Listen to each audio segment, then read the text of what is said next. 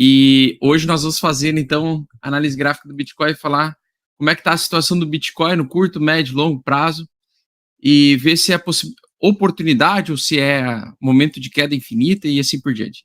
Então, já vamos abrir aqui gráfico na tela. Deixa eu pegar aqui. Compartilhar a tela. Boa. Vamos lá. Muito bem, pessoal. Então, a gente completou agora praticamente quase um ano, já praticamente um ano, em que o Bitcoin está em um período, um processo de acumulação gigantesco, né? Onde nós temos o topo e fundo cada vez menores. Aliás, o fundo um pouco mais alto do que o fundo anterior. Então, no gráfico mensal, seguimos em tendência de alta. No semanal, seguimos em tendência de baixa. E no diário, voltamos recentemente à tendência de alta. Tá? Deixa eu só colocar aqui. Então, no semanal, nós estamos em tendência de baixa. E no mensal, tendência de alta ainda. Tá? Então, no mensal, o gráfico do Bitcoin está com o mensal bonito ainda. Graficamente falando, para o longo prazo, não está muito bonito. Por quê? Porque nós temos o MACD cruzando as médias, querendo mostrar mais queda pela frente no gráfico mensal, o que até pode acontecer. Se acontecer, vai ser, na minha opinião, por causa do apertamento quantitativo. Então, teria uma razão macroeconômica para isso. E também uma busca possível por dólar, que está tentando ser antecipada por alguns economistas, né? E hoje nós temos uma barra, então, uma barra de equilíbrio aqui, ainda uma inside bar que precisa ser fechada até o final do mês, tá? Então, no final do mês vai ser fechada essa barra, nós estamos praticamente com um terço do mês aí, né? Então, falta muita coisa, falta muita movimentação. E hoje a gente vai fazer, então, uma visão mais macro. No último bear market, então, a gente perdeu a mínima mensal no mês de março. Foi nesse período que o Bitcoin acabou puxando várias altcoins para o zero ou para o próximo de um derretimento mais forte, né? E, na minha opinião, mesma coisa, nada mudou.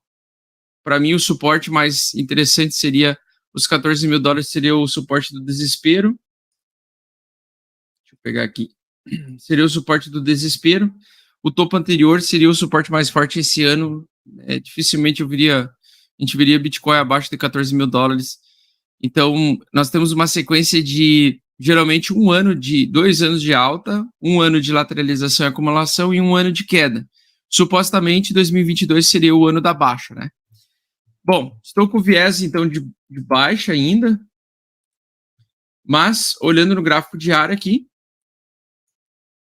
nós recentemente rompemos, se eu não me engano, a média 8. Deixa eu dar uma olhada aqui na média 8 semanal.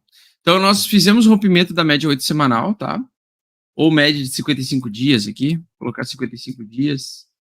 A gente já tem mais atualizado, ó. Estamos acima da média 8 semanal.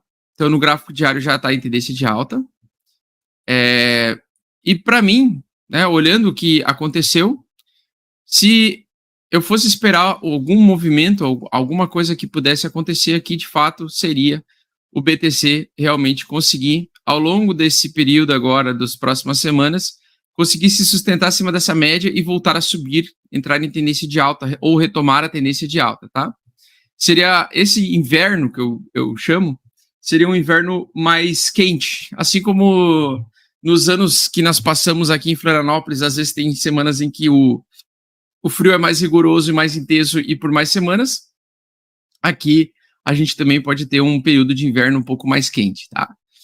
E, bom, o Bitcoin está em cima, então, de uma resistência bem interessante, 45 mil dólares aqui é uma das resistências. A resistência que, na minha opinião, seria a retomada de tendência de alta semanal seria acima de 52 mil dólares. Então, acima de 52 mil dólares, eu acreditaria que o Bitcoin poderia voltar a uma tendência de alta forte no semanal. Isso seria uma luz para nós, para o mercado voltar a subir forte. E, por enquanto, no gráfico diário, nós estamos um pouco distantes dessa região 52. Região 52, que é o mesmo suporte que nós não deveríamos ter perdido naquele dia 4 de dezembro, que justamente é o dia pelo qual eu realmente achei que o mercado ia virar de tendência muito forte, e realmente virou, né? Então, no semanal ainda em tendência de baixa, por esse motivo, eu estou mais bearish ainda, e também pelos fatores macroeconômicos, né? Então, basicamente, agora, num curto período de tempo, olhando no gráfico de 4 horas, eu quero ver o que se sucedeu, porque ontem foi um dia bem interessante. Ontem foi um dia com bastante volatilidade e bastante diferente, né? Por enquanto, nós estamos fazendo, e ainda não perdeu o fundo anterior aqui no gráfico de 4 horas, então a gente ainda não entrou em tendência de baixo no gráfico de 4 horas. Se a gente perder esse fundo anterior aqui, a gente vai abrir um sinal de baixa temporário aqui, na minha opinião, no gráfico de 4 horas. E aí ele poderia vir, de fato, a ter uma tendência de baixo no 4 horas, evoluir essa tendência de baixo de 4 horas, até testar uma região, que é uma região chamada de Smart Money, uma região de manipulação, uma região que tem interesse, o institucional tem interesse em acumular, que é a região aqui, desse caixote, tá? Vou tirar o super trend aqui para não ficar atrapalhando. Então, o que acontece? Na minha opinião, nós tivemos essa acumulação lateral, o preço saiu para liquidar e fazer um short squeeze nessa região, então ele pegou todo mundo que estava apostando em baixa, e na minha opinião, ainda acredito que estamos em período de acumulação, ou seja, ele sai para um lado, começa a perder força aqui na tendência do gráfico de 4 horas, e vem para essa região aqui. Sendo essa região de 36 a 37 mil dólares, a região mais interessante para surgir um pivô de alta, tá? Mesmo que seja abaixo da média 8. Um pivô de alta abaixo da média 8 seria para construir um fundo mais alto do que o fundo anterior, e seria o primeiro sinal indicativo que eu acredito que ele retomaria a alta mais para frente. Mas o que eu ainda acredito que a gente vai ver, tá, ao longo desse mês, é justamente um padrão de acumulação lateral ainda, costurando essa região e fazendo possivelmente esse pivô de alta aqui abaixo da média 8, tá? E aí, logicamente, lá para frente, a gente não tem como prever o que vai acontecer, mas lá pela frente, lá em março, a gente vai ver se o aperto quantitativo vai resultar numa queda mais forte do Bitcoin a partir do mês de março, né? Uma coisa que seria muito ruim seria ele fazer essa acumulação abaixo dessa média, porque a acumulação abaixo dessa média poderia ser mais uma zona de distribuição e trazer o preço lá para baixo dos 24 mil dólares e possivelmente 14 mil dólares, caso desse alguma grande porcaria com o mercado tradicional. No caso, na situação que nós estamos, olhando o sentimento do mercado, né? E eu tenho que concordar com o Mestre Stormer, inclusive ontem a gente fez uma aula exclusiva no membros aqui do canal. Basicamente, o que ele comentou foi que quando temos o rompimento da linha de tendência de baixa, eu gostei bastante dessa fala que ele fez, quando nós temos a linha de baixa, que é esse tracejado aqui, e nós estamos com pessoas acreditando em mais queda, nós estamos, e geralmente surge uma possível reversão, que é romper essa linha de tendência de baixa, nós entramos num padrão chamado padrão de bump and run. O bump and run é justamente o que o gráfico se assemelha, né?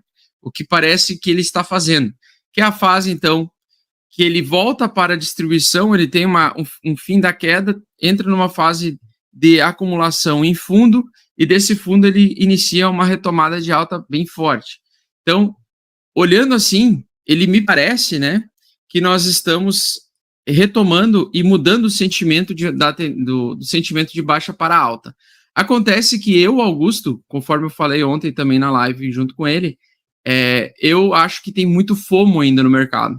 Então, qualquer alta as pessoas já se empolgam muito, e eu não sei se os institucionais estão satisfeitos com esse preço do Bitcoin, porque provavelmente, possivelmente, para o institucional ele vai querer acumular, ou as mãos fortes vão querer acumular Bitcoin a uma determinada faixa de preço, que justamente era a região dos 34 mil dólares, 35 mil dólares. Então, acredito que a gente ainda pode voltar para esse nível, para o institucional começar a acumular mais, ou o Smart Money acumular mais, porque aqui é região de rastro de Smart Money. Outra região de rastro de Smart Money é justamente Aqui no semanal você pega a 0,5 de Fibonacci, a gente já falou, a gente pega a última barra antes da retomada de alta e a gente coloca no meio uma FIBO. Essa FIBO é a região onde o Smart Money tem interesse comprador. Então, nessa região foi justamente o ponto de entrada desse fundo aqui no gráfico semanal. Essa é uma região de Smart Money majoritária, ou seja, aqui que esse é o preço médio que o Smart Money tem interesse em acumular. Eu não sei se o Smart Money, por exemplo, está satisfeito de ter só uma semana para comprar nessa região, né? O que eles gostam de fazer? Eles gostam de fazer comprando aos poucos, porque se eles entrarem com ordens muito pesadas, eles fariam o mercado subir rapidamente. Então, olhando basicamente aquela manipulação ali que eu vi do mercado de futuros para liquidar longs e shorters, né? Eu acredito ainda que falta liquidar os longers ao longo desse mês. Conforme eu já expliquei para vocês outras vezes também, o gráfico mensal, na minha opinião, de fevereiro, ele vai ter a característica de fazer inside bar. Inside bar é o mensal que explode ou que antecipa uma explosão para o próximo mês, tá?